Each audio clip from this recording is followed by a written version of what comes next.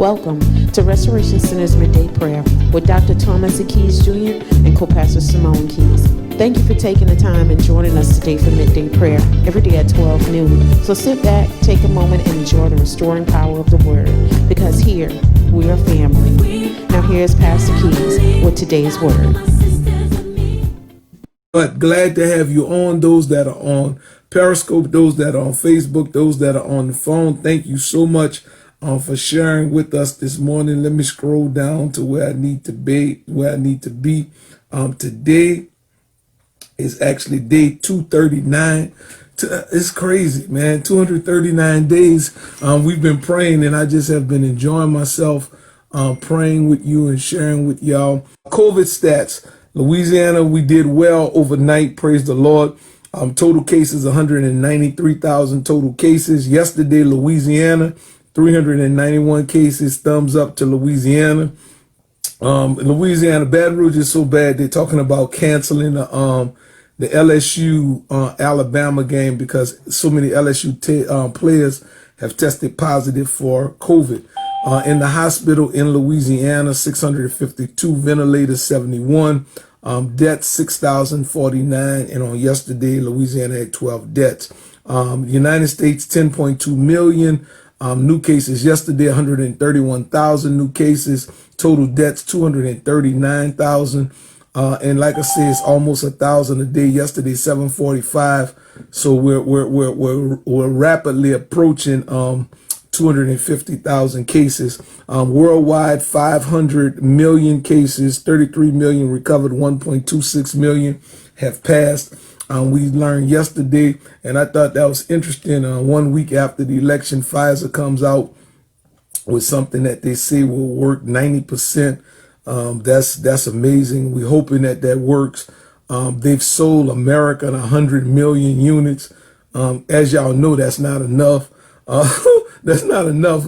We had over 100 and what? That's 149, 150 some million people vote in this last election, and there's only 100 million. So just the voters, there are a lot of people that still didn't vote, still don't have enough units.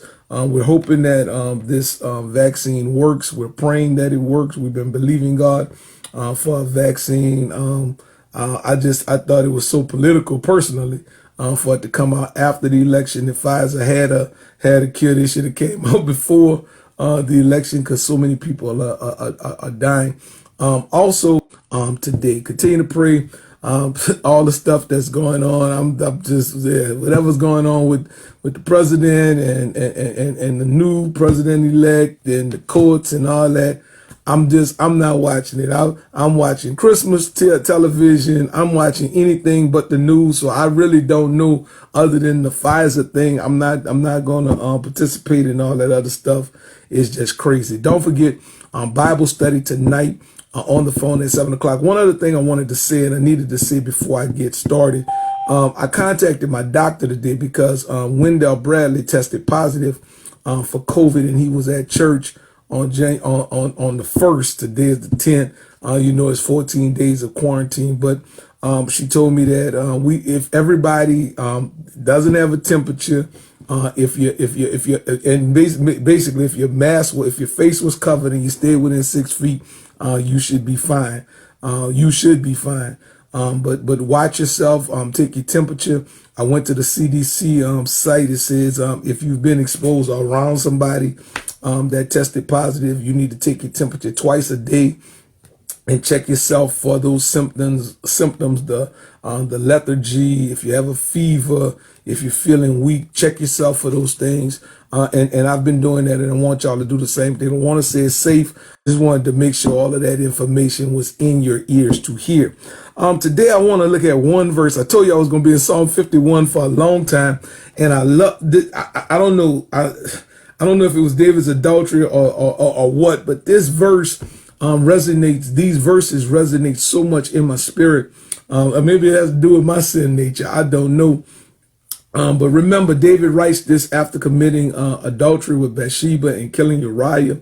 And in verse 5, he says something, and I'm only going to talk about verse 5. I got about a page and a half of notes. I'm not going to be able to give them all to you just on verse 5, because verse 5, David says, behold, or look, I was shapen in iniquity, and sin did my mother conceive me.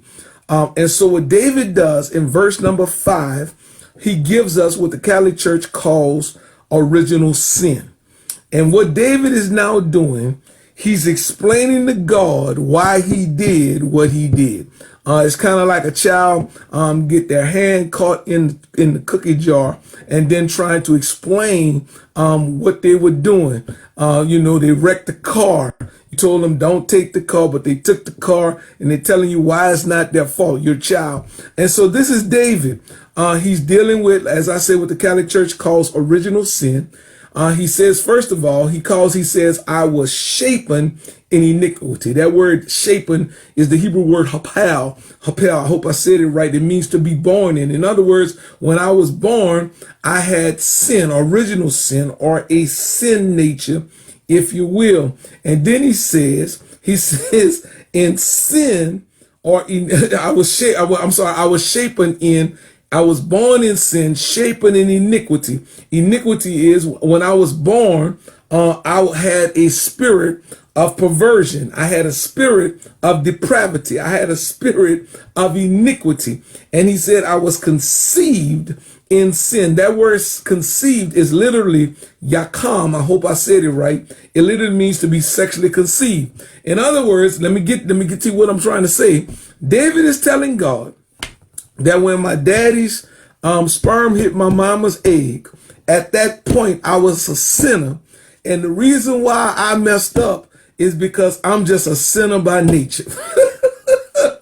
I just have the can't help it. Now I teach this so often. Romans 5:12, Paul explains what David is trying to say in this text. Paul says in Romans 5:12, he said, wherefore as by one man sin into the world, and death by sin, and so death passed upon all men, for that all have sinned. So when Adam sinned in the garden, Genesis chapter 3, when he fell, when he ate off the tree, we call it in the Baptist church, the doctrine is the fall of man. All mankind is now fallen, therefore now all mankind are now sinners. So when Adam sinned, his nature, his desires, all of the things that he did, it now falls on us. And so David is saying, listen, I ain't have a shot.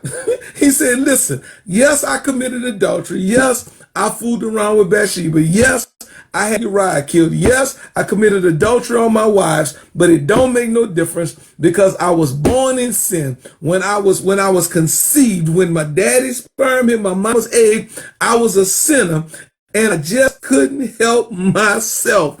Lord have mercy. It explains so much about ourselves. It explains why, and tonight I'm gonna say some things, but I want to say one thing. It explains why a baby lies, and it explains why a baby sins. And one of my favorite Bill Cosby monologues, when he would do stand up, he would talk about a baby climbing up, building this big old ladder, climbing up on the counter, getting his hand in the cookie jar, and while his hand in the cookie jar, his mama say, "Are you eating cookies?" And while he has his hand in the jar, one in his mouth, he says, "No, that baby is a liar. That baby is a sinner." Nobody taught him to lie. Nobody taught him to sin. Nobody taught him to transgress. David said, the reason why I messed up is the reason why all of us mess up. We were born in sin and shapen in iniquity. I'm headed somewhere. Romans chapter 7. Romans chapter 7, matter of fact, that group of scriptures from Romans chapter 5 to Romans chapter 8, that's where I live. That's where I live my life. But I want to share something in chapter 7, verse 14, beginning at verse 14 from the New Living Translation, because now Paul tries to explain explain to us what happens with sin. And I want to get somewhere, because when we look at where we are right now, I'm just talking about after the election, the way people are acting, Democrats and Republicans, everybody acting a fool. Look like after this, everything would have been calm, but everybody acting up, everybody saying this, everybody saying that. The reality is, it's a sin nature. It's a sin nature. Why do we do what we do? Why do we lie? Why do we steal? Why do we commit adultery? It's a sin nature. So Paul says this in Romans chapter 7. So the trouble is not with the law, for it is spiritual and good. The trouble is with me. Paul says the problem is with me,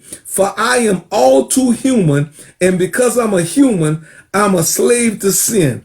I don't really understand myself, for I want to do what is right, but I do not do it. Instead, I do what I hate to do. But if I know know that what I'm doing is wrong, this shows that I agree with the law is good. So I am not the one that's doing wrong. It is sin that is living in me that does it. In other words, Paul said, when I mess up, it ain't my fault. It's sin. And this is David. David said, I was born in sin. I was shaped in iniquity. I can't help myself. I can't help myself about, being prejudiced. I can't help myself with being angry and being militant and fighting people. And I just can't help myself. This is what they're saying. He says, so I'm not the one doing wrong. It is sin that is living in me that does it. And I know that nothing good lives in me. That is in my sinful nature. I want to do what's right, but I just can't do it. I want to do what is good, but I don't want to do what is wrong. But I do it anyway. But if I do what I don't want to do, I'm not really the one doing wrong. It is sin living in me that does this wrong. I have discovered this principle of life, that when I want to do what is right, I inevitably, this is Paul talking, the one who wrote 14 books of the Bible, I inevitably do what's wrong. I love God's law with all my heart. I know I'm not supposed to lie, steal, cheat, commit adultery, but there is another power within me, original sin, the sin that Adam committed. There's a power living in me, oh Lord, that is at war with my mind. The power makes me a slave to the sin that is still within me. Oh, what a miserable person I am.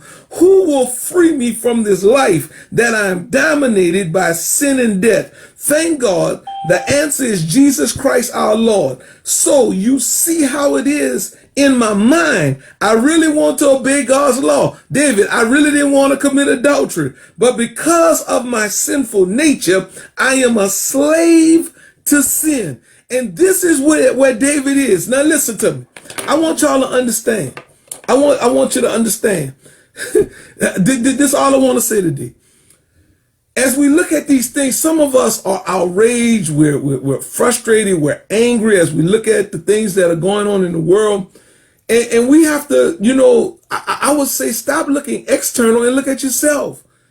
How many times do we do the things that we don't want to do because we are constantly dealing with our sin nature? I'm constantly repenting. I'm constantly asking God to forgive me. So I want to say this to y'all. I need us who are praying, those of us who are believers, to be patient with individuals. Let me use this word, to be more merciful with individuals, because what we constantly do is we're constantly looking at everybody else, but I need you to look at yourself. I need you to look at yourself. It's kind of like this. You see people that have cancer. I've never went to Charity Hospital to visit somebody, and I went there, somebody had a trachea, and I saw literal people putting cigarettes up to the trachea. I'm like, listen, you already here. You know it's wrong. It's killing you, but you got to have a cigarette so much. It's that sin nature. It is that nature. So we need to be more patient with others and understand the situation. Now, David is just excusing out, and most of us excuse out, make excuses for our situation. That's not what I'm saying. I need us to be more patient, because if we look at ourselves, we constantly, like David, ask God, forgive us. God, we're sorry. I can't help myself. But we want God to be patient with us, but we're not patient with others. So as you look at this text today, I hope it's been a blessing to you. But I want you to be patient. Be patient with our president. Be patient with our new president. Be patient with our Congress, Mitch McConnell, Nancy Pelosi. Be patient. The mistakes that people make, we make them all the time. We do the same thing. We have that same nature. And since we have that same nature, we are susceptible, and we're probably doing the same things. And we constantly ask God to have mercy. But like David, I want to let you know it ain't nothing but an excuse. Lord have mercy. Let us pray, if you will. Heavenly Master, we thank you, we praise you, we glorify you, for you are an awesome and mighty God. You continue to bless us, watch over us, and keep us. And we thank you for this day, for this is the day that you have made, and we will rejoice and be glad in it. Father, you have just been good to us in the midst of all of this. I read somebody this morning on Facebook and said, if you're alive today, you need to thank God, because with all of the people dying, over 200,000 people dying of COVID and all of these other diseases, if you're alive, the only reason we're alive is because of God, your grace and your mercy. And we thank you today. We thank you for watching over us and blessing us. I was reading one article where people are eating dog food. It's amazing. People are struggling. People don't have clothes. The insurance companies are not paying. And then where the insurance companies are paying, the deductibles are so high, people don't have the money for the deductible. Lord, we just need you. God, they say there's a cure, but it's interesting. The cure came after the election. It only works 90%, and they only have 100 million dosages.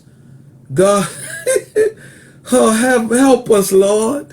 Help us. 100 million, just 100 million. Lord, just watch over us. Keep us in the midst of all this sin and unrighteousness. And God, as we see people continue to manipulate systems, continue to do things, God, we look at this text today. This is where David was. David was in the same place, born in sin, shapen in iniquity and sin. Did his mother conceive him? And God, we're no better than David. Actually, we're just like David. Father, forgive us. Forgive us. Forgive us. Forgive us. Forgive us. And have mercy on us. I pray your blessings on those who are under the sound of my voice, those who are sick, those who are shut in. I pray for your healing power, because God, we know you are a healer that can heal any disease. And God, watch over us. God, the last couple of days we had a whole lot of people dying that are famous. Watch over their families. Keep, oh God, keep us and bless us. Allow the day to be a wonderful day. In Jesus' name we pray. Amen and thank God. I thank y'all for being a part of prayer today. I see y'all tonight. Bryson, it's good to see you on. It's a blessing having you play for us Sunday. See you tonight, Bible study for 7 o'clock. I don't know if y'all want Bible study. It's going to be tight tonight. Tonight is about covetousness. Covetousness. The 10 Commandments. We're on the last of the 10 Commandments. Thou shalt not covet thy neighbor's wife, thy neighbor's ox, thy neighbor's ass, nor anything that is thy neighbor. So tonight we're going to talk about covetousness. We would love for you to be a part. Bible study begins at 7 o'clock sharp. We're going to get straight into it. Hopefully it'll be about a half an hour, 40 minutes in Bible study. Have a wonderful day and see y'all tomorrow. Bye-bye.